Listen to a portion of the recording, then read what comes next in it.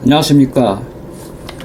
드디어 청교도혁명, 영국혁명 이야기 제1화를 시작하게 되었습니다.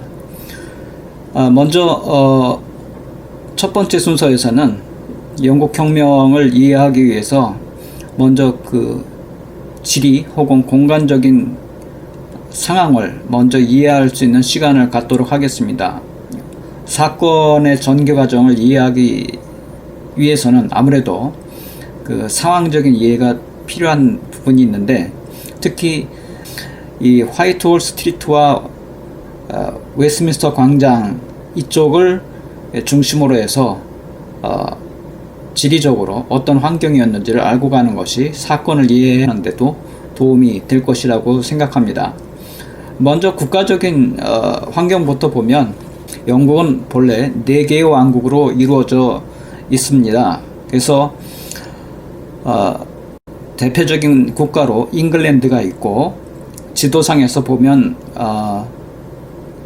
세인트 조지 십자가라고 하는 그 흰 바탕에 보통 십자가 그림이 그 잉글랜드의 원래 국기였습니다. 그리고 그 북쪽으로 보면 파란색으로 칠해진 곳이 있는데 스코틀랜드가 되겠습니다. 스코틀랜드는 세인트 앤드류 십자가라고 하는 것을 쓰는데 파란 바탕에 흰 십자가인데 X자형으로 된 십자가가 되겠습니다.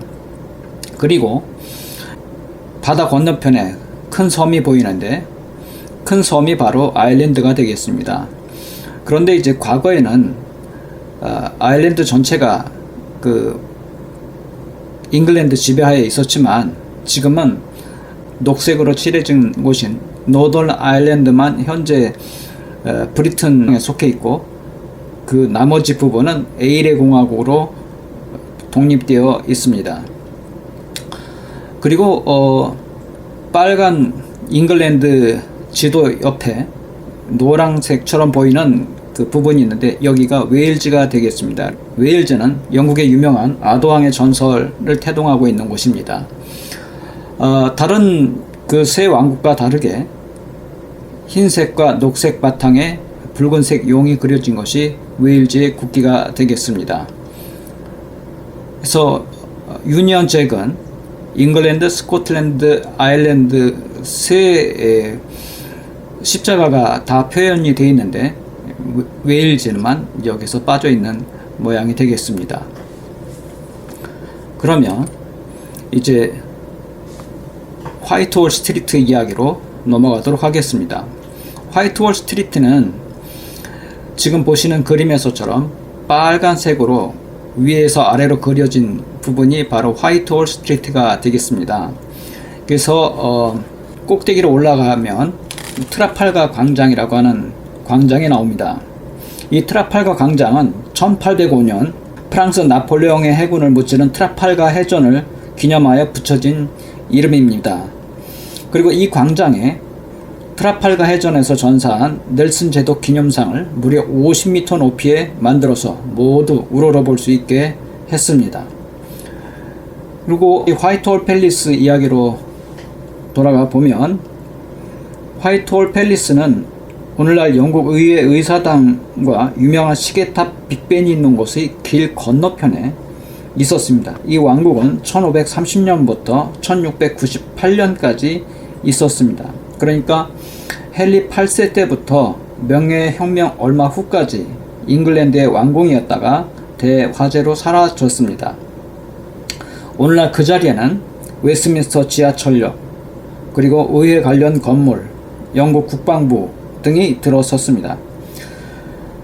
그나마 이 그림에서 보면 바로 웨스트민스터 브릿지라고 되어 있는 그 흑색 길 바로 위쪽으로 그려져 있는 그 흑백 스케치로 되어 있는 것이 화이트홀 궁전이 있던 곳입니다. 그래서 지금은 없어졌기 때문에 이제 과거의 그 스케치를 대신 이 그림에다가 붙여놨어요. 그리고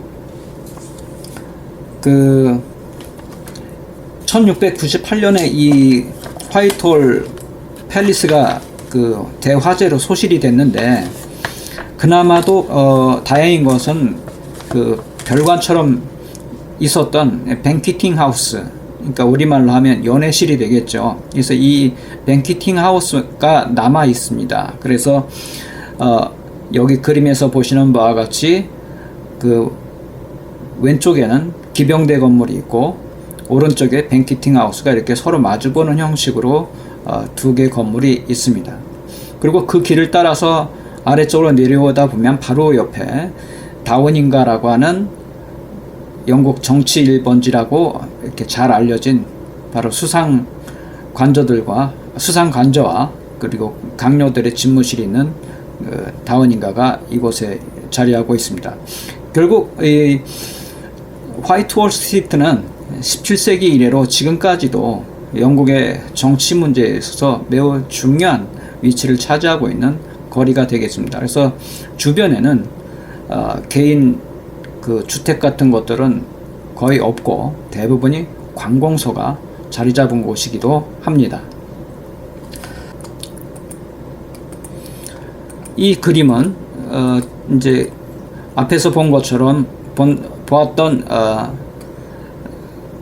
단순화시킨 그림에서 실제 지도에다가 이제 앞에서 본 그림들을 다시 옮겨다 놨습니다. 그래서 앞에 그림은 단순화시키려고 직선을 그려놨지만 여기에는 이제 조금 복잡한 그림이 되겠습니다. 지금은 사라진 이 화이트홀 팰리스의 그 스케치 남아있는 것을 보면 이런 것이 지금 남아 있습니다. 이 그림을 조금 더 리얼하게 당시 시대 분위기를 느끼도록 하기 위해서 제가 포토샵으로 좀 컬러를 조금 넣어보면 대략 이런 모습이 되겠습니다. 당시에는 의외로 이 빨간 벽돌이 또 많았던 것 같아요. 그래서 주변 풍경들이 그 붉은색 벽돌로 지어진 건물들이 꽤 많이 있었다라고 이제 상상해 보시면 되겠습니다. 그리고 이제 화이트홀 팰리스는 헨리 8세 때부터 새 왕궁으로 탈바꿈했는데요. 원래는 지금 의사당이 자리 잡은 웨스트민스터 그 팰리스가 바로 이전의 왕궁이었습니다.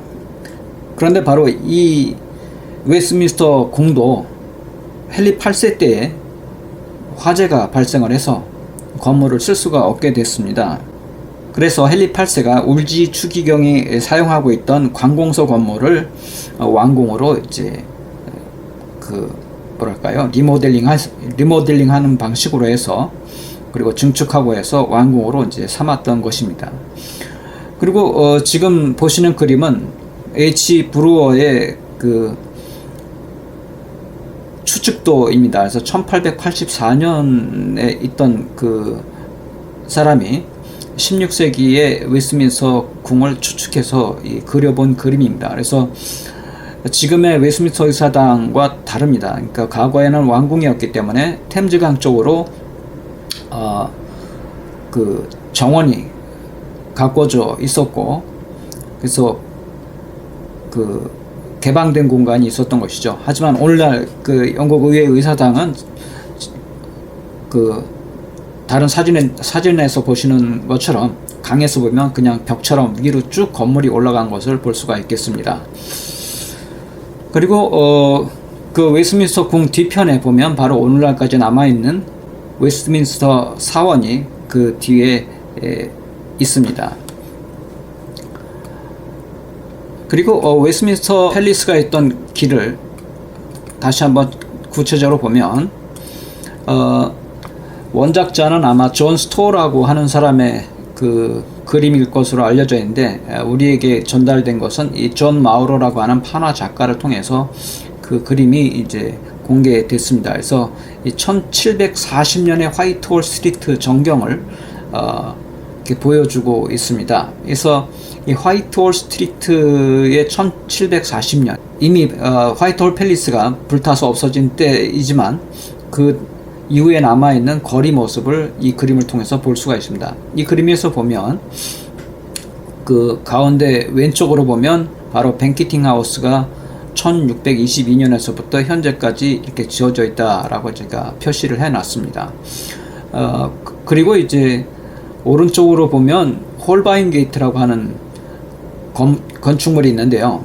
이 홀바인 게이트는 원래 16세기에 그 유명한 화가 또 판화 작가이기도 한 이 한스 홀바인의 이름에서 유래된 건축물입니다. 그래서 그 바로 한스 홀바인이 설계한 그 건축물이라고 해서 홀바인 게이트라고 하는 이름이 붙여졌다고 합니다. 그런데 지금은 이 홀바인 게이트가 없습니다. 그래서 그림에서 표시된 것처럼 1759년에 이제 이 건물은 없어진 겁니다. 그러니까 그전에는 이쪽이 완공이 있었기 때문에 막 자유롭게 통행할 수 없는 구조로 만들어 놨던 것 같은데 지금은 이제 큰 길이 발전하게 돼서 이런 옛날 건축물은 이제 없어졌습니다.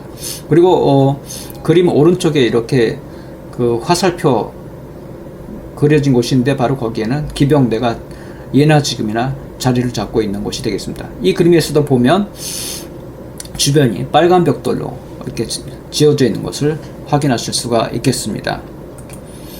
그 다음에 이제 이 그림은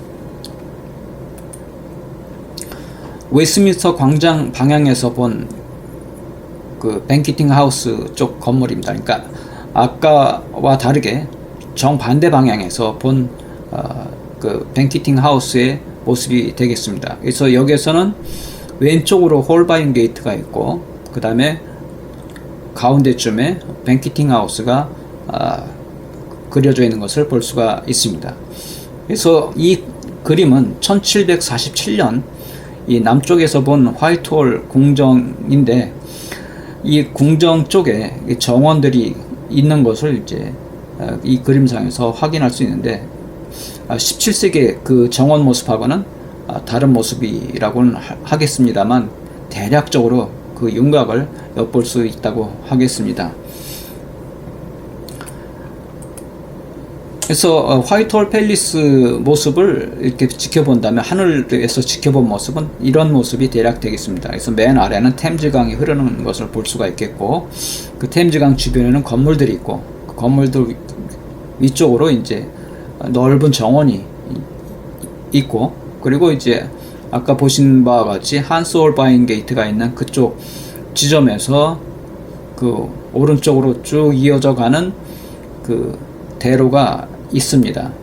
그리고 그 대로 옆에 있는 건물들을 지나서 더 위로 올라가면 바로 세인트 제임스 파크, 지금도 남아있는 세인트 제임스 파크 쪽이 되겠습니다. 세인트 제임스 파크 쪽에서 보면 오늘날 버킹엄 궁을 바로 직선으로 볼 수 있게 됩니다. 이 보시는 호수는 바로 세인트 제임스 파크에 있는 호수가 되겠습니다. 그래서 거리상으로는 뭐 거의 1km 내외 정도 되지 않을까 싶어요. 그래서 그냥 걸어서도 갈 수 있는 곳이 되겠습니다. 그리고 지금 보시는 영상은 그 세인트 제임스 파크 그 호수 옆을 따라가면서 찍은 영상이 되겠습니다. 그 일반 공원이고 그래서 그 각종 동식물들이 보호되고 있는 환경이라서 영상에서 보시는 것처럼 온갖 새들이 모여서 사람들과 어울려 지내는 것을 볼 수가 있습니다. 그리고 버킹엄 궁 쪽을 가보면 뭐 이 사진을 찍은 때가 너무 이렇게 날씨가 굳어서 뭐 잘 나오지는 않았습니다만 이런 이제 모습이 되겠습니다. 그래서 잘 아시겠지만 그 영국의 날씨가 좀 구질구질하기로 유명하죠. 그래서 다행히 날씨가 좋은 날 가면 좋은 사진을 찍을 수가 있는데 이렇게 굳은 날 가면 사진도 잘 안 나오고 좀 그렇습니다. 안타깝죠, 이럴 때는. 그래서 제 사진은 좀 부족해서 다른 위키피디아 사진을 소개하면 이제 맑은 날에는 이런 모습이 되겠습니다. 그리고 이 버킹엄 궁에서는 아시는 분은 아시겠지만 바로 그 시간을 맞춰가면 그 왕금 군의대 그 교대식을 볼 수가 있어요. 그래서 보통 일반적인 경우에는 그 4월부터 7월까지는 교대식 시간이 매일 오전 11시 30분에 열린다고 합니다. 그리고 8월서부터 3월까지는 격일제입니다. 그러니까 하루 걸러서 한 번씩 오전 11시 30분, 그러니까 시간은 똑같습니다. 오전 11시 30분부터 교대식이 있다고 합니다. 웨스트민스터 광장 쪽에서 쭉 걸어서 이쪽으로 오실 수도 있고요. 그 다음에 빅토리아 스테이션, 그러니까 빅토리아 역에서 올 수도 있는데, 빅토리아 역은 전철과 기차가 다 다니는 곳이기 때문에 여행을 여기저기 하시다가 이쪽으로 오실 수가 있겠죠. 그래서 빅토리아 스테이션으로 올 경우에는 7번 출구로 나와서 버킹엄 팰리스 로드로 가면 10분 정도 걸리는 거리에 이 버킹엄 궁이 있겠습니다. 그리고 원래 여름에 열리는 근위대 교대식 그 모습은 이제 근위대 복장이 빨간색 상의를 입게 돼 있는데, 지금은 겨울이라서 속에 빨간색을 입었는지 모르겠지만 어쨌든 겉은 그 회색 코트를 입고 있는 것을 볼 수가 있겠습니다. 그리고 이제 다시 이 버킹엄 궁 쪽에서 원래 왔던 그 화이트홀 스트리트 쪽 방향을 호수를 가로질러서 호수 건너편으로 이렇게 바라다 보게 되면 지금 영상에서 보시는 모습이 되겠습니다. 그래서 이 영상을 찍을 때도 역시 날씨가 안 좋았기 때문에 이렇게 좀 만족스럽지 못해요.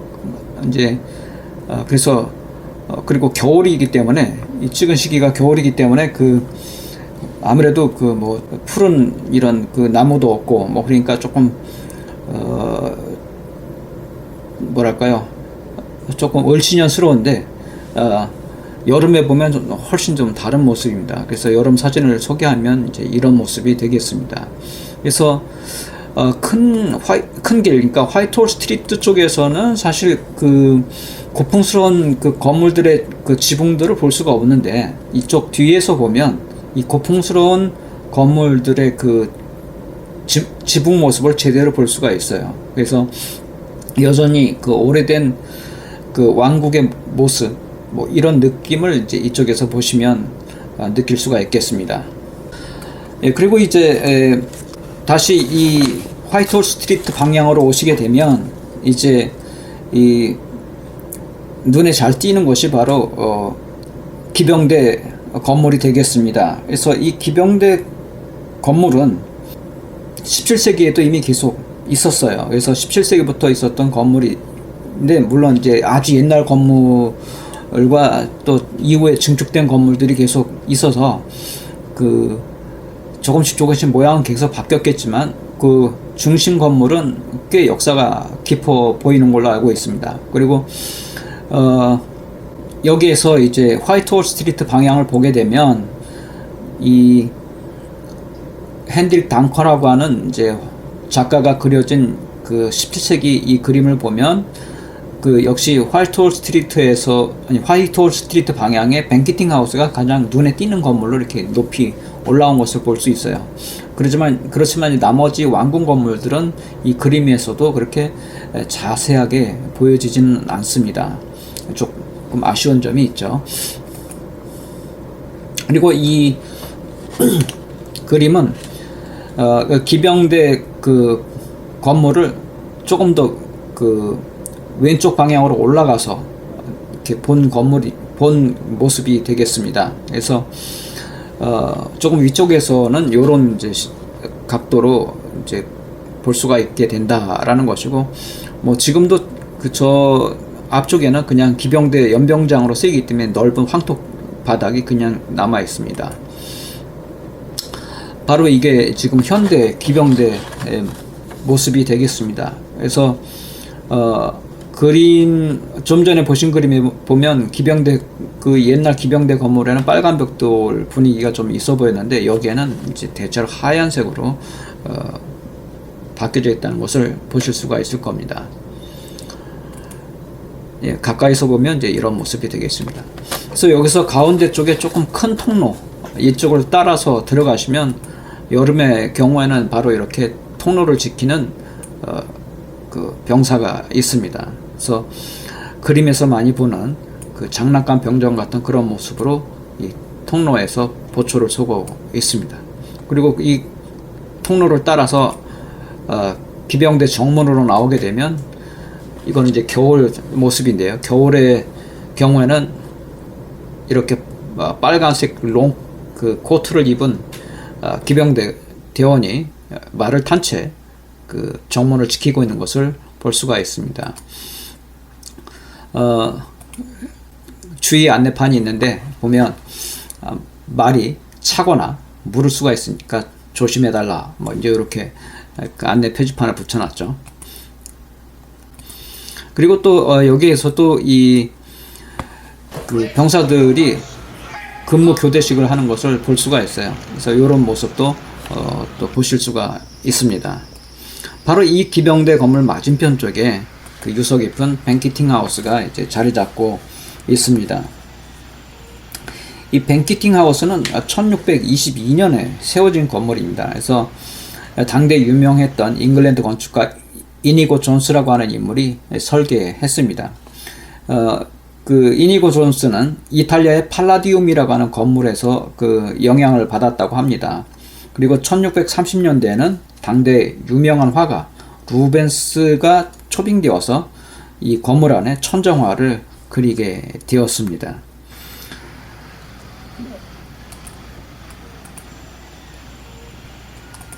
그러면 이 건물을 조금 한 번 더 보시고 그 다음에 이제 거리를 조금 더 한번 보신 다음에 건물 안의 모습을 보도록 하겠습니다. 이 건물로 가까이 다가가면 건물 모퉁이에 웬 부조가 하나 있는 것을 볼 수가 있어요. 그래서 자세히 이렇게 보시면 바로 이 건물 앞에서 처형을 당한 그 찰스 1세의 그 흉상이 이렇게 새겨져 있는 것을 볼 수가 있습니다. 그래서 영국 혁명이 이제 막 절정기에 이르렀을 그 1649년 1월 달에 찰스 1세가 의회파에 의해서 여기서 처형이 되었습니다. 예, 이제 길에서 본 그 뱅키팅 하우스의 모습은 이렇습니다. 그리고 이제 안으로 들어가면 이런 모습이 되겠습니다. 그래서 오늘날도 그 당시 느낌을 최대한 살리려고 이제 인테리어를 유지하고 있는 것을 볼 수가 있습니다. 뭐 과거에는 저 샹들리에가 이제 촛불 같은 거였겠지만 지금은 이제 전구로 대체되어 있는 것이 이제 다를 뿐이죠.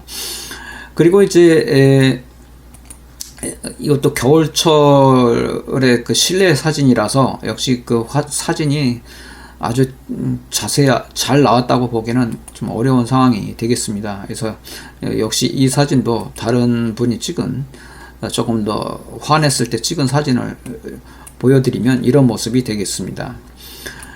그리고 그 천정에는 바로 이렇게 아까 소개드렸던 루벤스가 그린 그림이 있는데 이 루벤스의 그림은 그 바로 제임스 1세, 그러니까 찰스 1세가 자기 아버지를 이제 신성화하는 모습을 이렇게 루벤스라고 하는 유명한 화가를 통해서 천정화로 그려놓은 것을 이제 볼 수가 있습니다. 그리고 연회실은 바로 그야말로 파티하고 하는 것이죠. 그래서 여기서는 가면 무도회도 열렸다고 하니까요. 여기서는 그러니까 활동하기 좋도록 이렇게 그 특별하게 불편한 뭐 복잡한 구조물이 없이 마룻바닥 형태로 이렇게 되어 있는 모습입니다. 그리고 조금만 내려가면 바로 옆에 이런 모습을 보실 수가 있을 겁니다. 바로 여기가 다우닝가가 되겠습니다. 가까이 가서 보면 이렇게 경찰관들이 무장을 하고 이 지역을 경호하고 있는 모습을 볼 수가 있어요. 어쨌든 화이트홀 스트리트를 따라서 남쪽으로 계속 내려오면 이제 드디어 웨스트민스터 광장 쪽으로 오게 됩니다. 거기 바로 여기에서 그 시계탑의 그 옆에 붙어 있는 길로 계속 따라서 가면 바로 거기가 웨스트민스터 브릿지입니다. 그래서 이 꽤 넓은 길이고 그 큰 다리예요. 그리고 그리로 가지 않고 지금 여기 바로 사진에서 보는 것처럼 두 사람이 그 쳐다보고 있는 방향, 그러니까 남쪽 방향으로 가면 바로 웨스트민스터 의회 의사당이 되겠습니다. 웨스트민스터 의사당을 공중에서 보게 되면 이제 이런 모습이 되겠습니다. 그래서 여기서 보면 빅벤이 가리고 있는 건물, 뒤편에 있는 조금 더 큰 건물이 바로 웨스트민스터 애비, 그래서 웨스트민스터 사원이 되겠습니다. 그리고 이 그림은 또 다른 방향에서 본 웨스트민스터 의사당인데, 영국 감리의 중앙홀 쪽에서 바라본 그 웨스트민스터 의회 의사당이 되겠습니다. 감리의 중앙회가 뭐냐면 바로 이 건물이 되겠습니다. 감리교에 대해서 아시는 분은 아시겠지만 바로 영국이 본산이죠. 그러다 보니까 바로 이 팔리아멘트 스퀘어, 그러니까 의사당 광장 이 바로 근처에 그 영국 감리교 중앙홀이 여기에 있습니다. 그래서 저 꼭대기 위로 올라가서 사진을 찍으면 조금 전에 보신 바와 같은 그런 웨스트민스터 그 의회 의사당 모습을 볼 수 있을 거예요. 이것은 이제 웨스트민스터 다리 건너편으로 가서 본 의회 의사당 모습이 되겠습니다. 어떻게 보면 런던 아이가 있는 그쪽쯤에서 찍으면 이럴 것 같은데요. 런던 아이는 조금 이따 설명을 하도록 하고요. 그 다음에 이제 이 사진은 웨스트민스터 브릿지가 저 아래 보이고 있습니다. 그러니까 제가 사진을 찍은 이곳은 그보다 상류에 위치한 램버스 브릿지라고 하는 곳입니다. 그래서 이쪽에서도 또 다리가 하나 더 큰 다리가 있는데 바로 이 다리에 올라서서 또 이런 방향으로 내려다 볼 수가 있겠습니다. 근데 역시 날씨가 좋지 않아서 이 사진도 이렇게 선명하지 않습니다. 그리고 이제 그 램버스 브릿지를 건너서 그냥 그 의사당 건너편으로 가면 이제 이렇게 강 건너편에서 의사당 전경을 보실 수가 있습니다. 사진에서 보시는 장면은 겨울에 찍은 장면이라서 물 색깔이 파랗지가 않고 그냥 흙탕물 색깔 그대로입니다. 그래서 이 건너편에 있다가 다시 내려와서 웨스트민스터 브릿지로 가면 이제 이런 모습을 보실 수가 있게 되겠습니다. 그리고 바로 이 사진에서 보시는 것처럼 오른쪽에 이렇게 놀이기구처럼 보이는 큰 이 구조물이 바로 런던 아이가 되겠습니다. 저것도 런던의 무슨 랜드마크처럼 지금 되고 있죠. 이 런던 아이는 이제 여름밤에 보면 뭐 이런 이제 현란한 불빛으로 또 그 멋있는 그 모습을 보여주기도 합니다. 그래서 아무래도 여름에 가시고 또 런던 아이 저기 보시는 경험을 해보시는 것도 뭐 재미있을 것 같습니다. 특히 야경을 보는 재미가 더 좋을 것 같긴 합니다. 다시 이 빅벤이 있는 그 웨스트민스터역 있는 근처 쪽으로 오면 영상에 있는 두 남자가 길을 건너려고 하는 위치에서 길을 건너면 바로 웨스트민스터 의회 의사당이 이렇게 보이게 되겠습니다. 그리고 그 길을 따라 내려가면 바로 얼마 안 가서 올리버 크로멜의 동상을 만날 수가 있겠습니다.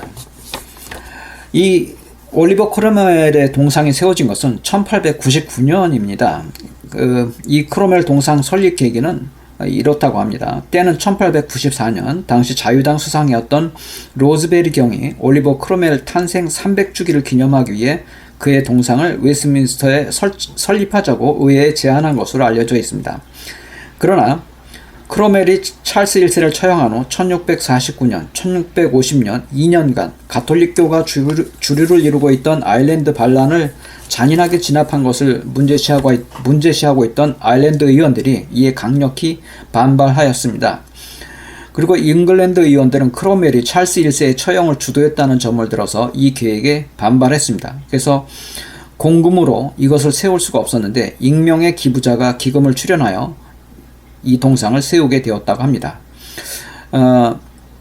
로즈베리 경이 크로멜 예찬자였기 때문에 사람들은 아마도 그 기부자가 바로 로즈베리 경 자신이었을 것이라고 추측합니다.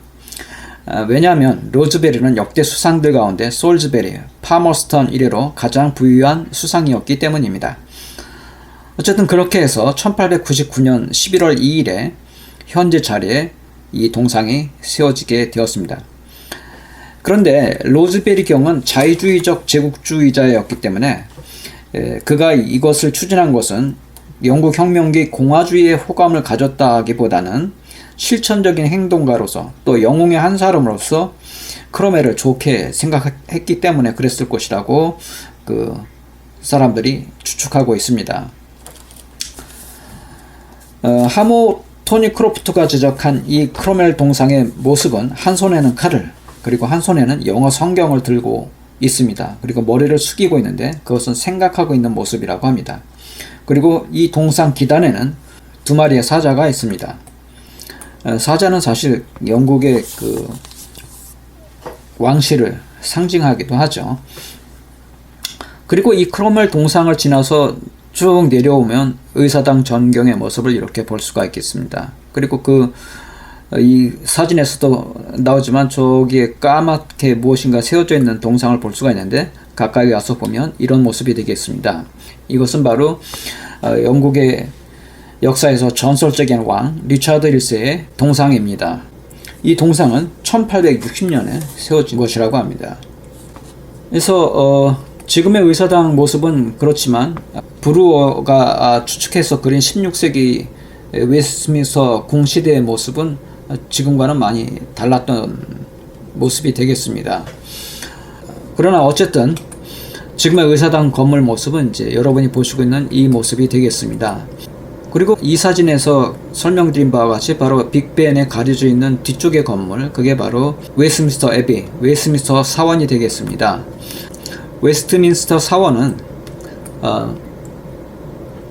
이런 모습을 볼 수가 있는데 이 모습은 바로 아까 먼저 보여준 사진 쪽에서 보이는 쪽이 아니고 그 뒤편으로 가야 됩니다. 그러니까 이쪽은 서쪽에 해당이 되는 부분이 되겠습니다. 그래서 서쪽의 정문 모습은 이런 모습입니다. 근데 이 사진을 찍을 때 워낙 햇빛이 강렬하고 그림자도 짙고 막 해서 사진이 좀 아래 모습을 정확하게 보기가 어렵는데요. 그래서 다른 사람 사진을 보면 이제 이런 모습이 되겠습니다. 그리고 웨스트민스터 사원은 윌리엄 왕자 그리고 케이트 미들턴의 결혼식으로 세계의 주목을 받았던 건물이기도 한데요. 이 웨스트민스터 사원의 정식 명칭은 웨스트민스터 성 베드로 대성당입니다. 본래는 이미 624년에 그 자리에 예배당의 기초가 놓였었다고 합니다. 근데 그것은 전설적인 이야기고요. 좀 더 신빙성 있는 이야기에 따르면 10세기 후반에 성 던스탄이 에드거 왕의 지원을 받아서 베네딕트 수도회를 설립한 것에서부터 유래되었다고 합니다. 그래서 1042년에서 1052년 사이에 고해왕 에드워드가 당시 성 베드로 사원을 재건하여 왕의 묘실을 두는 교회로 삼으려고 했었는데 에드워드 왕이 서거하기 일주일 전에야 비로소 완공이 되었다고 합니다. 이 건축물은 잉글랜드에서 로마네스크의 양식으로 지어진 첫 건물이었다고 합니다. 에드워드는 사망 후 바로 다음날 이곳에 장사되었습니다. 그리고 정복왕 윌리엄, 즉 1066년 잉글랜드를 정복한 노르망디공 윌리엄의 대관식도 여기에서 열린 것으로 보이고 다른 노르만 왕들도 여기에서 대관식을 치른 것으로 보입니다. 그런데 오늘날 우리가 보는 건물은 헨리 3세가 1245년에 건축을 시작해서 1517년까지 지은 것입니다. 그리고 엘리자베스 여왕 때 국왕 직석교회가 되었는데 왕들의 전통적인 대관식 장소로 부족함이 없을 정도로 안팎으로 웅장한 모습들을 갖추고 있습니다. 영국 혁명기 비운의 주인공 찰스 1세도 여기에서 대관식을 가졌습니다. 이 성당은 1640년대 혁명을 거치는 동안 청교도들에 의해서 성상 파괴 운동에 의해 피해를 보기도 했었습니다만 국가적 중요성은 계속 유지되어서 공화국이 보호를 했습니다. 그리고 올리버 크로멜이 사망했을 때에도 크로멜이 여기에 장사되었습니다. 하지만 1660년 왕정 복고가 되면서 찰스 2세가 1661년 크로멜의 시신을 파내 다시 처형식을 했습니다. 한편 웨스트민스터 사원 서편에 있는 두 높은 탑은 처음부터 있었던 것이 아닙니다. 그러니까 오늘 아까 이제 사진을 보여드리는 그 두 개의 탑은 원래 처음부터 있었던 것이 아니라 1722년에서 1745년 이 사이에 그 고딕식으로 건축된 것이라고 합니다. 그리고 이 성당의 묘실에는 역대 왕들과 주요 인사들, 특히 셰익스피어, 오스카 와일드, 스티븐 호킹 같은 인물들이 잠들어 있습니다. 그럼 오늘은 여기까지 하고 다음에는 청교도 혁명의 주역인 청교도에 대해서 알아보도록 하겠습니다. 지금까지 보아주셔서 감사합니다.